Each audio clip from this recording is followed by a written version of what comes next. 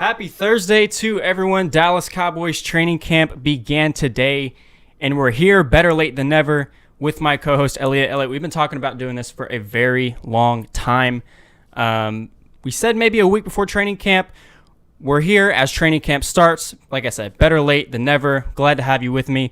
We've also got Alec on the way. He's going to be another host of ours. We've got 3 people doing this right now, but just for today, little test stream just to see how everything goes. If you're watching, we appreciate you tuning in, appreciate your support, and we cannot wait to hop into this journey. It's going to be streams multiple times a week when the season starts. We're going to have game matchups or game previews, stuff like that. All sorts of content coming your way. I'm going to a few Cowboy games on the road this year. Maybe I'll do some vlogs. I don't know. We'll just have to see. But like I said, an overload of content coming your way here in the next 6 to 8 months and then beyond. Hopefully this we stay on track with this, because I know, like I said, we've been talking about doing this for a very long time. And I'm glad to get it going. Elliot, you want to introduce yourself? Yeah. It's me, Elliot Adway on Twitter and Instagram as well. And yeah, like Michael just said, we've been talking about this for probably months now, since last brutal season with all the injuries and the shortcomings. But I know with training camp starting today, I already saw some clips from Twitter, and I'm already excited to just get talking about it and just get into it. Of course, and we got some things to talk about today. 3 position groups to watch and 3 players to watch. I want to say in hour 2, we'll talk about the training camp presser recap, but I don't know if this is actually going to go an hour long. Like I said, this is our first one. We're kind of just testing the water, so we'll just call it the second segment. But like I said, 3 position groups, 3 players. I'm going to go over the players first. Obviously, Dak Prescott. He signed a 4-year, $160 million contract in the offseason, got hurt in Week 5, snapped his ankle out of the socket, and did not return at all the rest of the season. In those 4.5 games, he played 1,856 yards, 9 touchdowns, a 78.7 QBR, and he was on pace to shatter the single-season passing record, and it wasn't even close. Do you know what that record is? Not 100% sure, but I know it's plus 5,000, and if he's on pace for 5,000, that's if 5,000 was easy, everybody would do it. So exactly, and like I said, he was on pace to shatter it. So Dak Prescott, in my personal opinion, and I might catch some heat for this, was probably one of the top, I want to say 3 or 4 quarterbacks in football last season before he got hurt. Obviously, it helps that the defense was so bad. So he was able to pad those stats in what a lot of people consider garbage time, although I don't know if it was necessarily garbage time because he was working to get his team back in the game. And those weapons, the Cowboys have probably a top 2-3 weapon core in offense in football. So it helps a little bit the situation Dak was in. But like you said, if it was easy, everyone would do it. Yeah. Let's talk about how we want to see him do in training camp in terms of that ankle. In a report that came out, I want to say about a few weeks ago in minicamp, a lot of people were saying he looked himself. Defensive linemen were not on the field during minicamp. They will be in training camp. Doesn't matter, though, because you're not allowed to hit the quarterback regardless in practice. But from what I'm hearing, he's not nursing it at all. It's like he didn't even skip a beat. And that's like amazing to hear. I've always been a big Dak believer. Ever since really 2016, he was thrown into the spot when Tony and Kellen Moore went down before the season started. And honestly, as gruesome and as bad as that injury was last year, he's probably the least of my worries for the team. I think he can come back and be better. His trajectory is just shooting straight up. I think he can come back and be way better. And, the weapons be back. He'll have Cooper, Gallup, CeeDee Lamb, obviously. We've seen Zeke looking slim, posting the Instagram videos, looking good. And you get the offensive line back with Collins, Smith. You get Zach Martin, too. You got some other pieces, Connor Williams, and the center, Tyler. I struggle with his last name. I think it's like Biotish. I call him Badass because that's what it looks like. But I think it's Biotish. Basically I don't know. Another Frederick. And if you get a healthy O-line, he's not going to have to worry about the ankle because he's going to have all day to throw it. And with those receivers and all day to throw, I don't see anybody being able to defend that on a consistent basis at all. The nucleus of the team, and it also helps that this year COVID doesn't have as much of an impact as it did before the season last year. Meetings will be in person. There'll be plenty more practices. the NFL won't be cutting down on what it normally does. So Dak Prescott, don't expect him to miss a beat. Someone that did miss a beat, though, last season was Ezekiel Elliott. Looking for his rebound in 2021. Let's take a look back at some of those stats he posted last year. All of these are either career lows or tied for career lows. 979 yards, 6 touchdowns, 4 yards a carry is what he averaged. 65.3 yards per game and 6 fumbles. What are you looking for from Zeke out of training camp? Well, the crazy thing is, though, with those numbers, those are some average running backs may have that career season for them.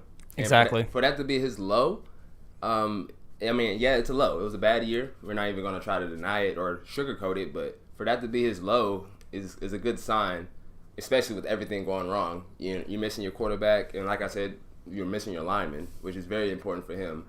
And for a team that struggled, always got behind quickly, you're going to stop running the ball. But at the same time, the reasons they were getting behind, the untimely fumbles and just the mislapses, and those can't happen again. Like, simply put, for him to get that much money, to have the whole Cowboy holdout and all that, it has to be worth it. Zeke is a great player. I've always thought he was great, and I think he's gonna bounce back and continue to be great.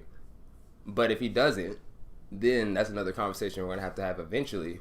Yeah, that he's paid that much, and he's really. Yes, they have the receivers, but Zeke has been the guy that's driven them up until recently. They finally put the trust into Dak, which I'm glad they did. But maybe him taking that back seat would probably help a lot too. Yeah, and you mentioned when we were talking about Dak towards the end, you threw Zeke's name in there, talked about how physically he looks great. Obviously, you've seen the pictures, the videos. In case any of our viewers haven't, just look up Ezekiel Elliott. I'm sure you'll see it on Twitter at some point. The dude looks jacked. It reminds me of a version of him in 2016 on steroids. I don't think we've ever seen Ezekiel Elliott this built. Apparently, he was reportedly in the facility working out 2 weeks after the season ended and continued it throughout the offseason. We don't know if that's true. I have to imagine, though, looking at how he looks right now, that it just might be, because they said the same thing about Dak. That's why the thought of it not being true just crosses my mind. But, I mean, yeah. Yeah, exactly, hopefully. The dude is in tip-top shape. Training camp their first practice is happening as we are live, and there's been a few videos of him so far. I don't want to necessarily say he looks explosive. It is the first practice. Obviously, you're not putting your best foot out there your first practice back at training camp. But he doesn't look bad. Oh, no.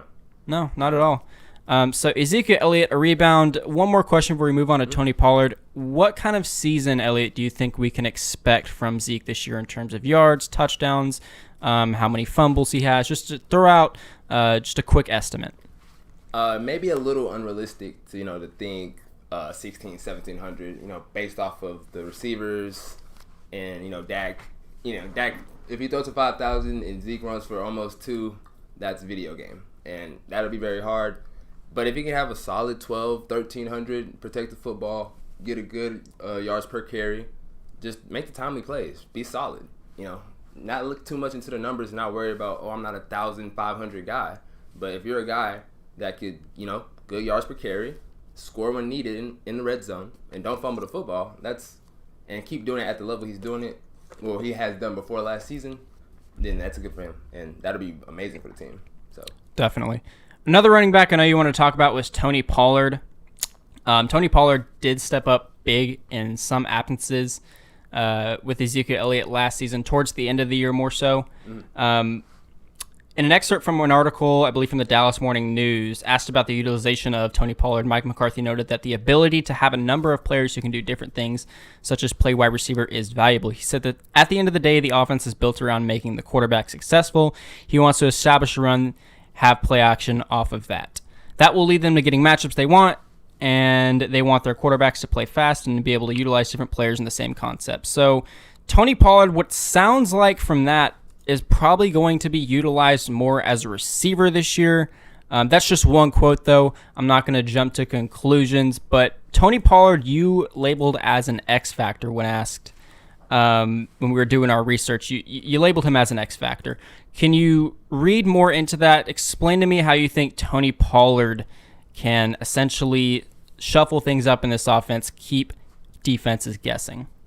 Well, you alluded to what McCarthy had said. His ability to be a receiver, and a really good one at that in the slot. I mean, we didn't see it a lot, and we definitely didn't see it enough. But now it's just the receiving, it's the jet sweep action, the motion, keeping the defense guessing. Because, like we mentioned earlier, if you're coming into the game, you're thinking, okay, obviously they have Dak, they have Zeke, they have the receivers. But the fact that what makes him an X factor is we can rest Zeke if we need it. He take every couple possessions off, and the production would not drop at all. In some cases, it has gone up. Like, he's a burst of energy when you're pounding it with Zeke, and the defense is tired, and they're expecting the physicality. And then, here's Tony Pollard come in, and he's one of the shiftiest backs in the league. And, we saw it, the big run against Minnesota last year. He can turn -2 into a 43-yard touchdown. Right. And for him to be a number 2 running back, that's crazy. Are you ready to say he's the best backup running back in football, or do you not want to go there just yet? Cleveland has 2 good guys. That's right. That Hunt, I figured. Man. That's crazy. Cleveland's going to be crazy this year. But it's just the fact that... So top 3. No, yeah, I could comfortably say that. Because I know a lot of people might want to put Alexander Madison at that number 2 spot, but Alexander Madison had his chance last year when Dalvin Cook went down midseason, and he didn't do much. Yeah, that's very true. But in terms of being a number 2 guy, it's just the fact that he can come in on the ground and get a 40-yard touchdown. And if it's not a 40-yarder every time, it's positive yards. It's something positive. And, with Cooper going on a PUP list to start the year, it's kind of important to have the versatility. He can go out in the slot. And then, like I said, the jet sweep action, the quick screens. I just hope we can see a lot of that because it's a lot to say it. McCarthy, I feel a certain way about him. But you can say it. I really would like to see it because that'd be crazy. Almost impossible to game plan against as a 4th, 5th option. I'm interested to see how they utilize him with Ezekiel Elliott, that rotation. Because I think at this point, Ezekiel Elliott has reached a time in his career where obviously he's not as dominant as he was in years past. And Tony Pollard, like you said last year, proved a lot. I want to see how they, like I said, mix in Tony with Ezekiel Elliott on those 1st, 2nd, and 3rd downs. Obviously, Zeke is going to get the majority of the workload. He's the better running back on the team. He has the contract. He has the reputation. But Tony Pollard, he is I don't want to say a close second, but a guy that, as I alluded to earlier, can really keep defenses guessing. Yeah.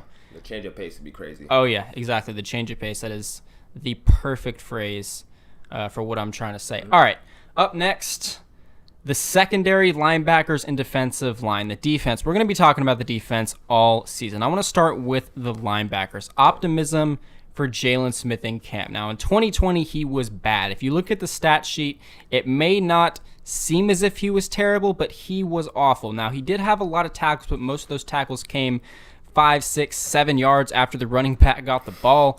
What I will point out is a 71% completion percentage on targets. That's not good at all, and he is on thin ice. For a guy that's making damn near $8 million against the cap, Jalen Smith has got to have a bounce-back season, and here's why I'm not ready to give up on him yet. Jalen earned the contract when he was in a scheme that fit him well, that 4-3 scheme, and that's what Dan Quinn said he's going to try to work into this defense, that 4-3. Under Mike Nolan, we saw a lot of 3-4, and 3-4 will be present with Dan Quinn this year, but there will be a lot more 4-3, and I think it's fair to give Jalen Smith another chance in the right scheme. I'm not quite ready to say, hey, this guy needs to go. Now, maybe we're 6-7 weeks in the season, he doesn't look any better than he did last year, then yeah, we got to start looking elsewhere beyond 2021, and we have that depth now with Jabril Cox and the signing of Keanu Neal to transition over to linebacker. But Jalen Smith, I'm not ready to give up on him yet. Well, you and I are kind of on different vibes here. Now Jalen Smith is an amazing story. Obviously, that injury in college at Notre Dame was awful, and the bounce back, us drafting him in the 2nd round and putting the trust into the medical staff. And him coming out and putting together some good years. And no question about it, he has the talent. But the thing with me is nothing against Jalen Smith in particular, but if you get paid that much at that position, considering the linebacker position being not necessarily outdated, but kind of like how people say running backs don't necessarily matter. I mean, in some cases, the really good running backs, yeah, you can see it. But to be paid like a really good linebacker and to be, I mean, there was time he shouldn't have been on the field last year. Like, oh yeah, shouldn't have been on the field. But to get paid at that premium, to get paid like that, you gotta see more. And gotta be better. I completely agree with the scheme thing. Like, in the right scheme, he's good. But you don't want to pay a player like he's great, because great players, they can play any scheme, anytime, do whatever is needed. And just right now, well, based off of last season, we didn't see enough from him. But that doesn't mean he can't get back to that. Because if he does, then the defense is a whole different defense. Yeah. And one thing I want to see as well out of Jalen Smith is less celebrating after giving up 20-yard completions to the tight end. Yeah, the swipe, you gotta let it go, man. Hey, that's one thing I like about him, the swipe. Last thing about Jalen Smith, I will say this. If we don't see anything from the beat writers or any media saying Jalen Smith has raised eyebrows in camp, then I think it's fair to go into week 1 or even the preseason, although that might be stretching it, with your hopes not as high as I think they should be. We're just going to have to see how Jalen Smith does in training camp. I want to see a lot of explosiveness out of him, just as I do with Ezekiel Elliott. Yes. I think those are two players, prime examples of guys who are on thin ice. We want to see them perform next season, because in order for this team to be successful, those are two guys that have contributed quite a bit in the past, and it wouldn't hurt to have that same style or maybe even a little less on this team this year. Now, I mentioned Jabril Cox, expectations for him out of camp. I don't necessarily think they're super high, but as a depth piece, someone who can come in maybe in the later years once either Jalen or LVE depart, because one of those guys is probably gone after this season. I think he can be ready this year, man. You think he's going to be ready this year? What makes you think that? Well, I mean, watching his tape before I forgot which college he transferred out of before going to LSU. But, I mean, the guy can move, man. I mean, we just watched the Super Bowl with the Tampa Bay, and the linebackers sideline to sideline, like, they can move. And for him to be able to move fluidly and be a big guy, because Deion Jones, he can move, but, you know, he's a little shorter, so it's easy for him. Jabril Cox, he's big. You know, he has some size on him. And he played high-level football at LSU. And given how the linebacker position, one, we have some injury-prone linebackers, and you want to get the most athletic people on the field. And there was times again that both Jalen Smith and LVE, while they were drafted mainly because of the athleticism, the injuries have taken a toll, and you just don't see the same guys moving. So if you can get Cox out there, who's young, and we haven't even got to Michael Parsons yet, but you put Cox out there, it's like, yeah, he can move. I can put him on a tight end and be okay. If there's a running back out in space, I'm like, all right, he's going to make the tackle. Obviously not a week 1 starter, but that's a very good point. He's the coverage guy that I think this team kind of needs at the linebacker position. You said Parsons, we haven't even got to yet, but a little foreshadowing. He's a bit of both. I'm not quite ready to be fully committed to Micah Parsons in coverage.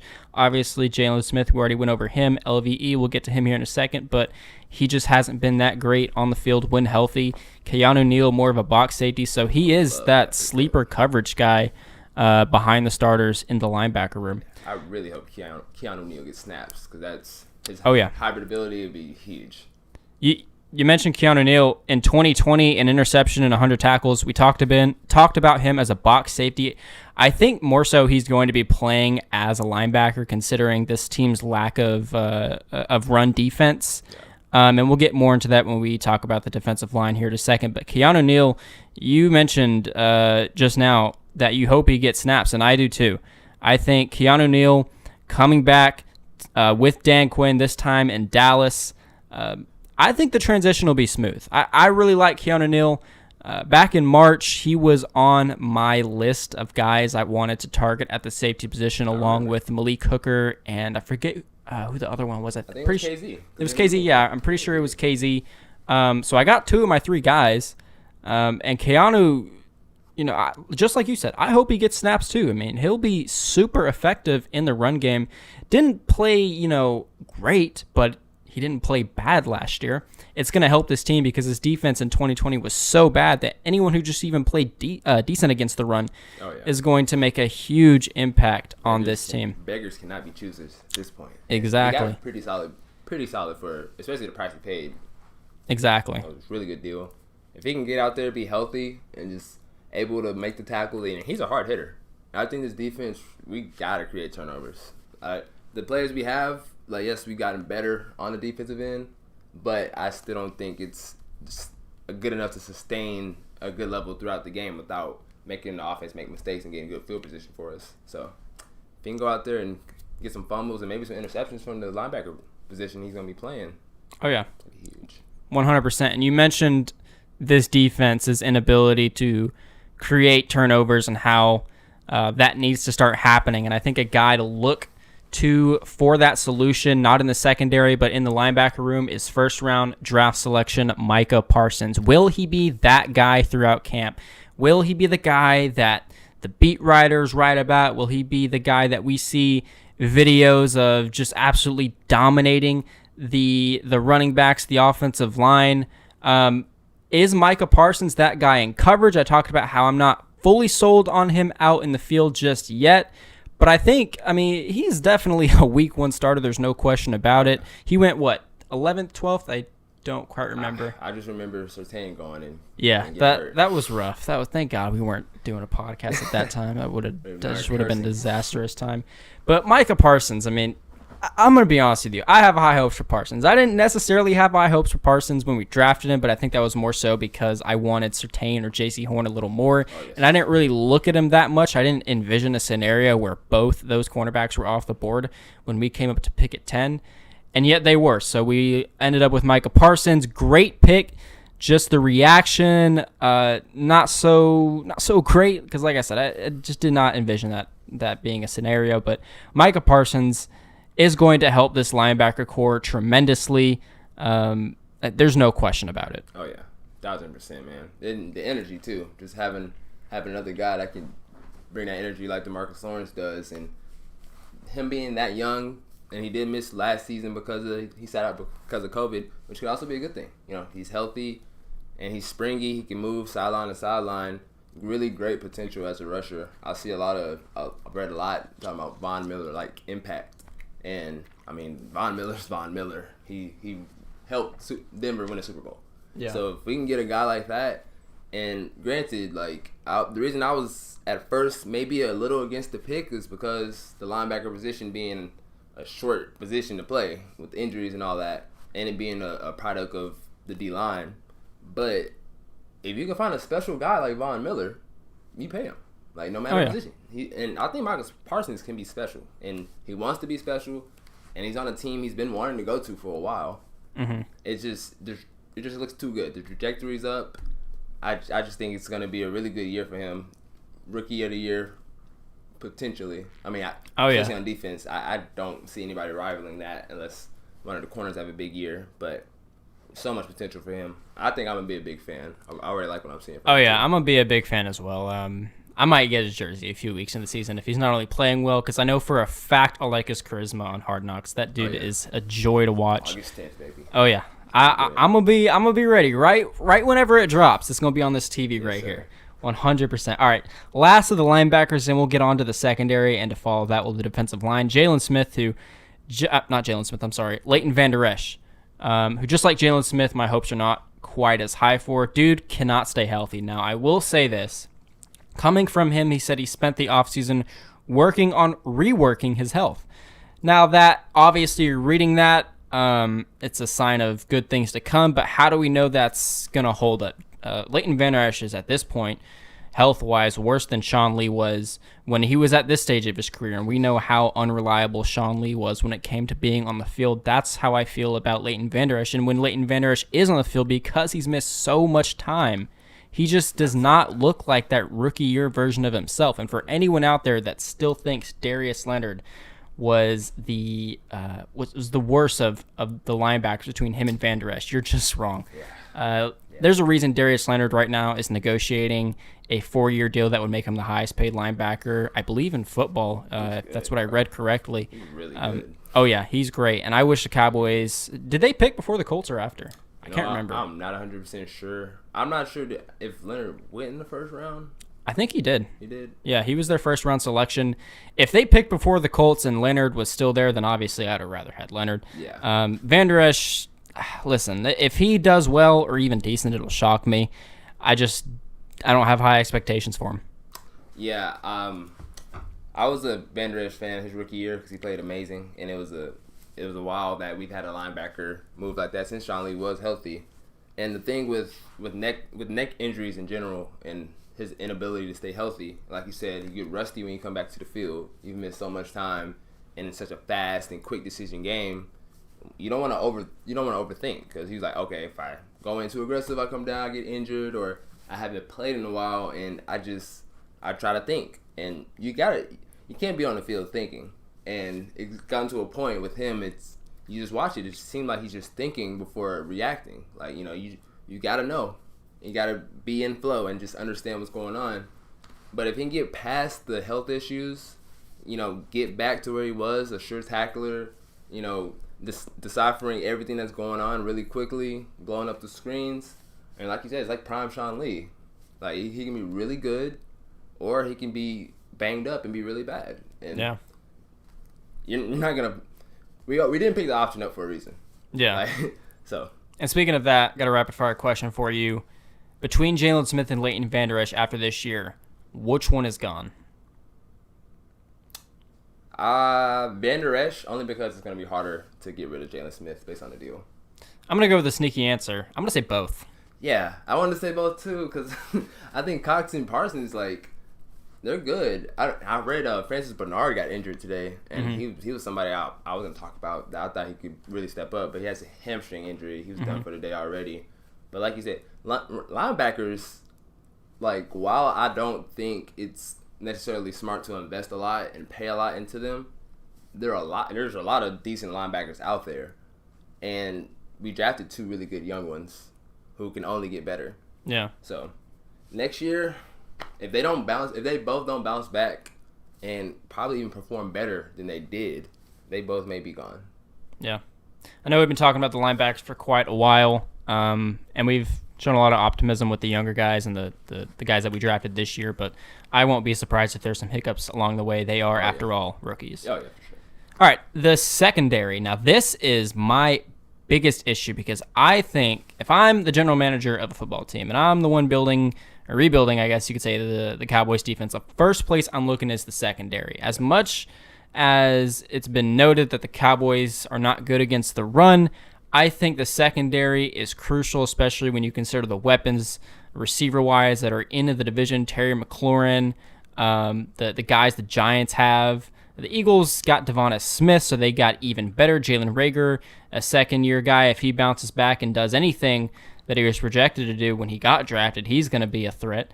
Right. And then not only just the division, but the entire conference. I mean, you got the Tampa Bay. Game. Yeah. You can't guard the pass. Exactly. You're facing Adam Thielen, Justin Jefferson this year. You're facing Evans, Godwin, Antonio Brown week 1. I mean, there's so much that the Cowboys are going to have to go through in camp to sharpen up their secondary because I'm going to tell you right now, it's not going to look pretty defending the pass this upcoming season. But let's talk about Kelvin Joseph, another guy that was recently drafted. He was a second-round selection, projected at one point to even go in the first round by many, including Mel Kiper. He only played 9 games last year in a shortened season, had 4 interceptions, and I think one of the most interesting things about him is he held Devonta Smith, like I said, the guy the Eagles drafted, to 0 catches and forced an interception. Although the pass was somewhat underthrown, he was stuck to him like glue. He has shutdown potential. Oh, yeah. Really big potential. That's why I see why we went with him in the second round because, one, he's a crazy athlete. He has a really good 40 time, and he can move his hips. He can move his legs. He sees the ball, he breaks on the ball, and he gets the interception. Yeah. And he's basically another Diggs, which could be problematic at a time. Because he might bite on some double moves. He might, make the wrong read. But that comes with being a rookie. Yeah. It's just the fact that we have guys out there that's looking to take the ball away. We haven't seen that since I don't know when. I'm trying to think who the last ball hawk, like, solidified certain like guy you could trust on this defense was. It wasn't Byron Jones. Byron Jones was a great lockdown corner, but he couldn't get an interception to save his life.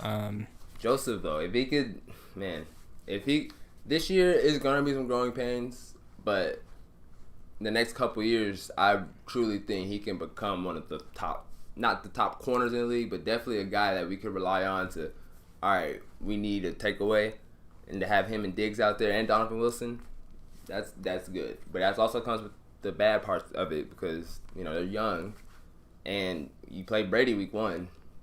I bet he's like, oh, yeah, I'm going at Kelvin Joseph. Yeah.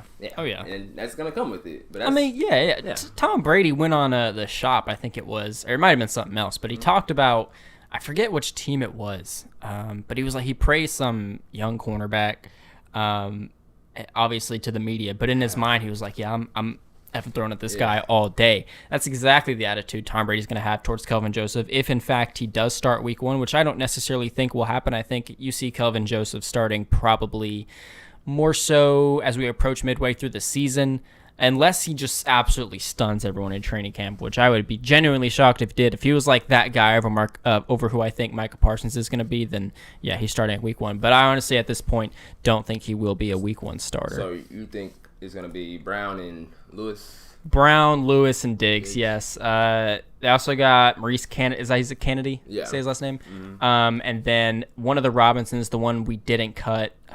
What was his name? We cut Richard, right? So it's Reggie's out of Tulsa, right? Reggie, yes. Yeah, okay. That's the cornerback room. I might be missing 1 or 2 people. But Kelvin Joseph, in my opinion, a rookie that's going to take probably a few weeks to become a starter. He will eventually down the road in 2021, though. I have no doubt about that, provided he stays healthy. Is this finally the leap year for Jordan Lewis, a guy who signed a 3-year deal worth up to $16.5 million in the offseason? Now, I know that sounds like a lot of money, but keep in mind I said worth up to, and I believe somewhere in there's an option for the Cowboys to opt out of that deal. If I'm wrong, correct me in the comments or in the chat below. But Jordan Lewis, of the cornerbacks that left, him and Chidobe Awuzie, I did not expect the Cowboys to want to re-sign Jordan. Now, it might have been because Chido was asking for a little too much and the style of which he played was not to their liking for the amount they would have paid. But to bring back Jordan Lewis, just looking at that deal, I said I know it's not as crazy as it looks, but 3 years up to $16.5 million. I don't know. He's got to prove himself this year. This has got to be the leap year. Yeah, he struggled sometimes last year, and honestly more often than not. But whenever he's right and he's healthy, he can be really good. He's one of the few guys on the defense that knew how to take the ball away, be it a fumble or interception. He does get beat in coverage a little too much to my liking. I got the Atlanta game. It really killed me. He lost. I think it might have been Ridley or something. He gets really too aggressive sometimes because that's his style of play. Mm-hmm. But his swag is great for the defense too. He's always, ever since all or nothing, was it the Amazon thing? Yeah. Ever since the thing with Dez, it's like, okay, we know Jordan Lewis. He's a dog. Yeah. And you need dogs out there, especially with the young corners and a secondary that's gonna get picked on, that people are going to talk about. As much as I would have liked for us to go get maybe a veteran guy or a different guy to bring in instead of him, it makes sense to keep a guy that's comfortable with the scheme and what's going on, and it's been around the building. It's just if he can actually be solid. Yeah. If he can be solid, then that gives the other corners, our younger corners, room to grow. Because if Jordan Lewis is not right, we don't know who's going to be right in the secondary, and that's a problem. And you mentioned confidence. That's the big thing in the offseason that I was worried about, and it continues to be one of my concerns to this day. There's a lot of young guys that are in this group of cornerbacks, Jordan Lewis being one of them, although he has played in the NFL for a little bit. In my opinion, he's still young. Yeah. We talked about Kelvin Joseph, just got drafted, Trayvon Diggs entering his second year, and these are 3 guys that could very easily be your starting 3 cornerbacks in 2022. I'm looking for, when they get beat in training camp, because it is going to happen, the Cowboys receivers are way better than the Cowboys corners. Mm-hmm. Are their heads going to be up or down? If they're down, we're screwed. But like you said, Jordan Lewis is a dog. I mean, Trayvon Diggs, throughout the season got beat time and time again and continued to come back and looked like he didn't miss a beat. Although, he, got beat by DK Metcalf that one play in week 3. Had a plenty of rough games, allowed 667 yards all year last year. Yeah, but I mean, hey, he was thrown into the fire. Yeah. And throughout the season before he got the foot injury, you could see every game. You're watching it, oh yeah, he's getting better. Mm-hmm. He got toasted by DK, but he came back and knocked the ball out. Yeah. And that's as much as we could ask for. Yeah.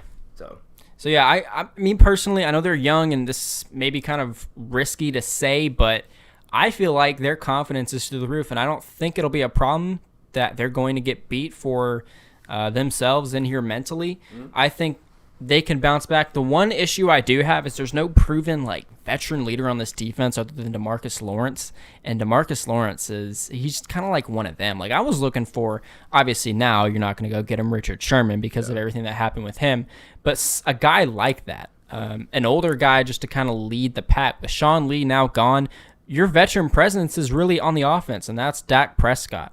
How much that influences the defense, we don't know. We're not in the locker room. We're not a part of the team. We can only guess and presume from videos from the sideline that will come at some point during the season, mic'd up. But, I mean, like I said, DeMarcus Lawrence is your veteran leader. Tyron Crawford is now gone. I don't know how confident I am in that. Like I said, would have rather had an older guy. Maybe, who's that? William Jackson. Jackson. I really wanted him as a corner. Just not only to help bolster the talent, but just to be that veteran leader for all these young guys. Oh, yeah, for sure. Now, the safety position, Cowboys made a lot of moves, not necessarily splashes, but they went out, got Jaron Kearse, DeMonte Casey, and as we mentioned earlier, Keanu New, who will probably play more as a linebacker. Donovan Wilson is a guy that solidified himself last season, but really what I'm looking for in training camp is DeMonte Casey. Can he return to that 2018 version of himself? Now, he's 27 years old, coming off an ACL injury, only played a handful of games last year. In 2018, though, which was the DeMonte Casey coming out party, 7 interceptions. He led the league in that category, 82 tackles and 10 pass breakups. If we can get that version or anything less, just barely less than that version of DeMonte Casey, we're set. Although I don't think that's going to happen. Someone like him to be at the free safety position versus pretty much everyone that we've had in the past 3 or 4 years, I honestly prefer more than anything. Yeah. And I keep saying turnovers. The defense, we're just, with what we have and the way offense is in general nowadays, it's very hard to go out there and get stops every single time. It's really hard. And as hard as it is to get stops, it's kind of hard to keep playing that efficient offense without turning the ball over, because I mean it's just people make mistakes, and if you go out like we usually have in the past and gave the same look, it's all right, we're gonna bend but not break, but we're not gonna take the ball away. They're like, okay, well, we're gonna keep going. If we're not turning the ball over, then the defense is gonna keep being out there, and nothing gets a team more confidence, especially a secondary too, than getting interceptions. I mean, if KZ can get half of what he had that year, that'd be better than what we've had in a while, which is crazy. Yeah. And Donovan Wilson played great. Kearse, was he coming from Detroit or? I think it was. I know he had a stint with Minnesota and Detroit. I don't remember which team he came from.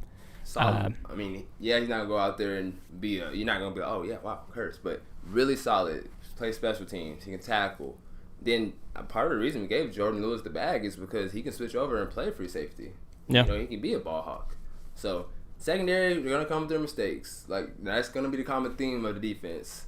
Mistakes. But it's the difference between making mistakes and playing hard than what we did last year. Because last year we'd make a mistake and it's because we're just not trying. And you mentioned earlier, I mean, this defense, these corners and safeties are going to get picked on. They're going to get thrown at, especially the young guys and guys who were being tested, like DeMonte Casey coming back from an ACL tear, which is a very serious injury. Yeah. But having the ball hawk ability of Casey should help. I don't necessarily think it's going to be the version of himself from 3 years ago, but nevertheless, it will help, and hopefully he can stay healthy. Hopefully he's not one of those Clinton Dix type of guys with that situation. I mean, that just went terribly. I really like. Was Clinton Dix really that bad to where he had to get cut before the season? I mean, considering how bad this defense was it really worth it to cut Clinton Dix? In my opinion, no. It had to have been bad. Must have been bad. Or maybe he wasn't like. Maybe he was being a locker room cancer, which I'm not gonna 100% say. Like I said, I'm not in the locker room or anything. They gave him $4 million too, so they're like, we can save this for a guy, and we're gonna keep, Wilson, who's on his rookie deal. It makes sense to cut the cap, but I mean, the way our defense looked, if we needed all the help we can get, and if he would have been a negative before the season even started, it's like, dang, I don't even want to see how he looked on the team, honestly. Oh yeah, and in our chat, we got someone saying the corners will be fine, that we're clueless and we don't know what we're talking about. The corners will not be fine. I'm just gonna let you.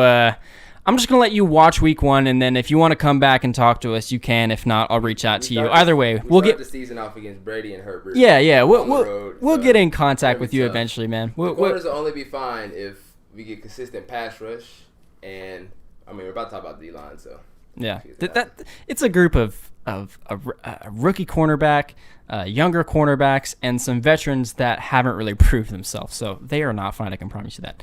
All right, last position group before we take a break and go over the training camp presser recap. Following that will be the end of our first show.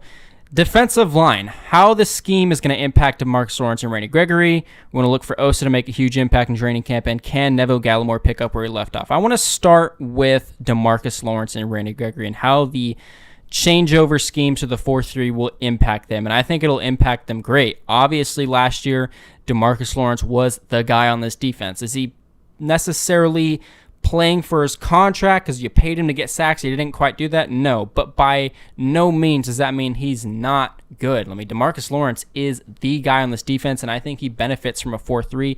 He was playing in a 3-4 last year, standing up. Obviously, you want his hand in the ground. And I think he's going to come back even better than he was last year considering the scheme changed. Kind of like what I was talking about with Jalen Smith. He was really good and he earned that contract in the 4-3. The change over to 3-4, in my opinion, didn't do him that well. So this year I expect a huge rebound. Or not necessarily a rebound, but DeMarcus Lawrence will get a lot better. Yeah, and listen, I'm the biggest D-Law fan. And I think he gets a lot of criticism because of the sacks numbers, and I get it. Like, he get paid to get sacks. But the things he do beyond the box score, drawing a double, sometimes even a triple team, the chop blocks, just that in itself, you know who that's going to free up? Number 94, who has not played a full season or had a full training camp ever. And if Randy Gregory can come out, and I truly think he can come out and be a double-digit sack guy, that would be because DeMarcus Lawrence had all the attention on the other side. That's one-on-one for Randy Gregory, and we've seen time and time again. He gets number one, one-on-one, and he gets momentum, and he gets flowing. Crazy.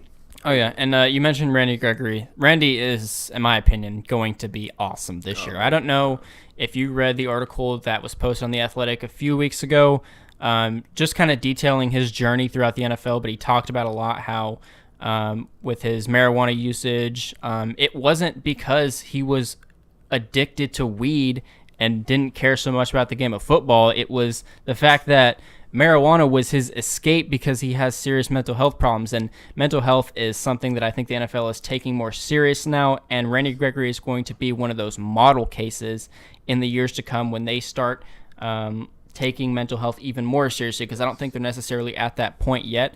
But I expect Randy Gregory to play a lot this season. I think the era of suspension for Randy Gregory is officially over, and a full season of Randy, as you mentioned, DeMarcus Lawrence is going to free up so much for that guy, and he is going to ball out. He showed a ton of promise as an elusive pass rusher last year. He's going to be great this season. I have no doubt in my mind that we got another at least 2 to 3 years, because I imagine he will get re-signed at some point in the near future of a dominant Randy Gregory. Have to, man. Just having that speed guy on the other side of DeMarcus just means so much. Kind of Robert Quinn a couple years ago, man. When he was on the other side, Robert Quinn, he looked amazing. He looked like a world beater because DeMarcus Lawrence is taking those double teams on the other side. And that's a great comparison, Robert Quinn. I wouldn't be afraid to say that Randy Gregory is going to play and impact the defense just like Robert Quinn did, and we know that went really, really well. Oh, yeah. My only issue that could potentially end up being a problem is the D-tackle position, inside position. But Randy Gregory, I mean, you see it with spin moves, the speed rush, just off the edge, man. Shot out of a cannon. Oh, yeah. And if you haven't read that article, I urge you to do so. It's on The Athletic. If you want to subscribe, then unsubscribe. Just read the article. It's great for mental health advocates and just to learn more about Randy Gregory, because there was a really bad reputation against Randy towards the beginning of his career, and he's going to prove a lot of people wrong, I think, in 2021. All right, you mentioned the defensive tackles. The biggest thing with this Cowboys defense last year was the inability to stop the run, which I've mentioned previously as we've talked about the linebackers. A guy that I think can make a big impact that's kind of flying under the radar, played really, really well towards the end of the season, is Neville Gallimore. Do you think he can pick up where he left off in 2020? I think so. And part of his slow start to the season was him being a rookie and him, especially in a COVID offseason. Part of that was him getting adjusted to the game speed and all that. But yeah, once he gets going full head of steam, he's real physical D tackle. He can really make it easy for LV, Jalen, Michael Parsons, really open up holes and make it clear lanes for them to shoot through and decipher things easily. And I think if he can just stay with the same motor, just going around and being a wrecking ball inside, and you saw that at the end of the season, man. He was a wrecking ball in there. He's really physical, and he's young, and he has a lot to prove too. With Tristan Hill being out and him probably not being ready for week 1, it's going to be very vital for him to step up. And this is the opportunity. Like, if you want to be that guy for the Dallas Cowboys, now is the time. You really need that. I do think Neville Gallimore will impact the defense. Maybe not as much as you said he might, but I think he's a guy that's going to be a lot better than what was presented with us last year at the defensive tackle position, no doubt. All right, last defensive tackle I want to go over is someone who I am a huge fan of throughout the first pitch at a Ranger game back in May, which pretty much instantly made me a fan because I'm a huge Ranger fan. I saw him in the Rangers jersey. I like that. I'm going to try to say his last name, Osa Odigizua. Is that how you say it? I don't know. So we'll just call him Osa. Yeah, Osa. How about that? We took him in the third round, correct? Yep, third round. I think he's not necessarily the answer or the key to the run-stopping problems, but just like Neville Gallimore, he's going to help. And the way I'll be describing him, it'll probably sound like I think he is the answer, but trust me, I know he's not. Just anything even decent helps this defensive line, and I think Osa makes a huge impact when it comes to stopping the run. Is he a week 1 starter? Hell yeah, in my opinion. That might be kind of risky to say, but I think he's going to excel in training camp. He's just like Jabril Cox, one of the sleeper guys in this draft. Honestly, and this is a bold take, but Osa is going to be pretty good, provided what this Cowboys defensive line has. I hope so. I mean, week 1 starter, that's not as wild as I may have made it seem, because one, the D-line's kind of banged up, and 2, we don't really have any surefire guys except for the outside. But we did sign Urban, come from Chicago, real good run stopper. And if we shouldn't be too pressed for Osa to come out and be that guy yet. Although it would be very helpful because it's not looking too good. The outlook of our D-line is not looking that good. But I don't know, man. Week 1 starter is kind of I don't know. He has a lot of potential, and I think he could come out and make a big impact, but that's my bold take for training camp. That's and I know a lot of people might not like that, but that is my absolute bold, like I'm putting my foot out take. That's my thing. I actually have a guy. I guess that's the same way. It was the big guy out of Kentucky. I struggled with his name. I think Bohanna. Yeah. And that's the thing. His job is out there. He's like, look, I'm not here to get a sack. I'll get the tackle. He's there because he's playing for his linebackers, and that's where I think right now the strength of our defense. Ironically, after the struggles with Jalen Smith and LVE last year, the strength of our defense right now is the linebackers. And we need guys that can make it as easy as possible for them to shine, because once they get going, it's easier for the secondary. It just, a whole domino effect. And behind he's huge, man. Oh yeah, I'm looking at pictures of him right now. This is a huge. Mound of a man. Watching his highlights the other day, I'm just like, he made the Kentucky linebackers, and I think they might have had a high draft pick out of Kentucky. I don't know what team he went for. I think last name might have been Davis. Well, Quentin Bohanna was a sixth round pick, 192 to be exact. He's 22 years old. I'm trying to get his weight because this dude is massive. Massive. 357 pounds, 6'4". We had Dontarie Poe last year, and yeah, he was big, but he wasn't pushing. Mm-hmm. Like, he's pushing, man. He's making it easy for the linebackers, and for a team defense that needs to gel together so everybody can. We're not talented enough on defense for certain players to just shine. We need everybody in together, everybody doing their job. And that's the guy that's gonna come in and do his job and not care. Mm-hmm. Yeah. I listen. After seeing pictures of that dude, I got faith. I got some optimism too. All right, we will be right back. We're gonna take a quick 2-minute break. When we come back, second half of the show, training camp presser reaction. We got a lot of quotes from Jared Jones, from Mike McCarthy that we're gonna go over. Something interesting with the COVID threshold that the Cowboys are linked to. That's coming up here in a few minutes.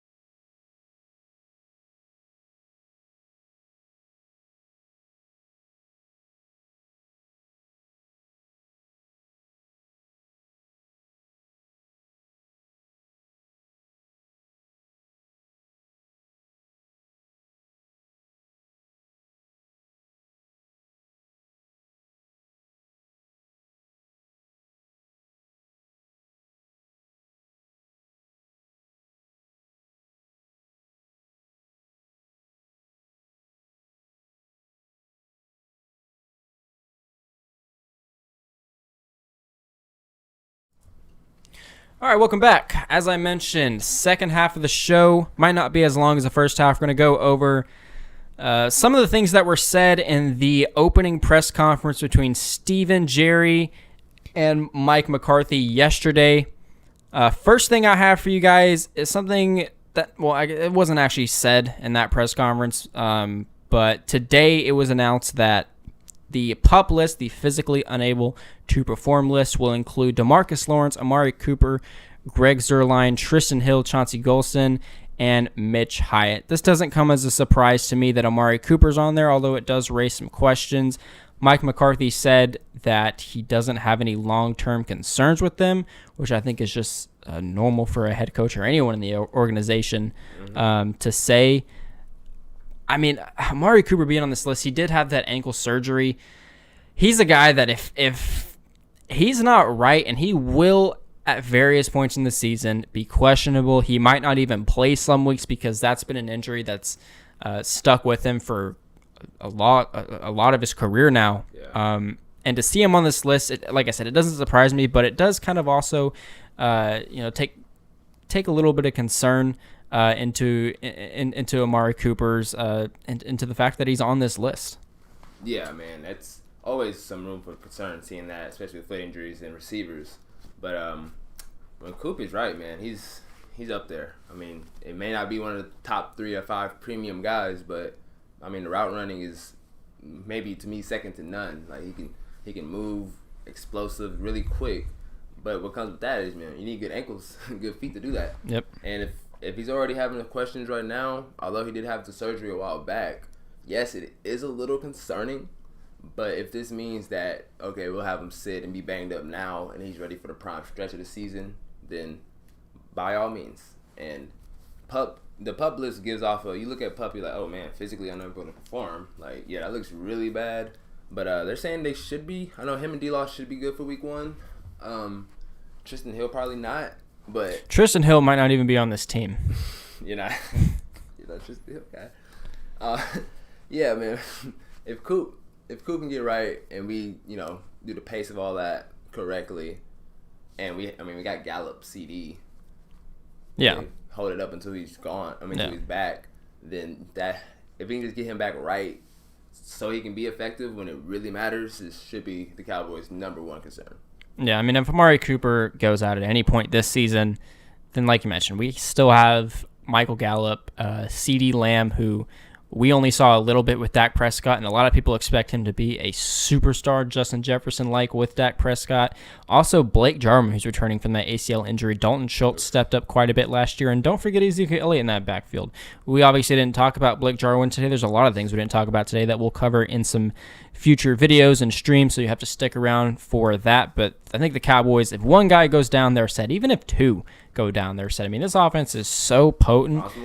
Yeah, I mean, it's so explosive that if a few guys go down, I don't think it's that much of a problem as like if maybe a few guys went down on the Kansas City Chiefs, where you've got, like, let's say Tyreek Hill went down. I mean, their offense is explosive, but without Tyreek Hill, you're pretty much only left with Travis Kelce, McCole Hardman, who didn't have like a standout season like he was expected to have. So I think, like I said, if a few guys go down, it's really not that big of a deal for this Dallas Cowboys football team.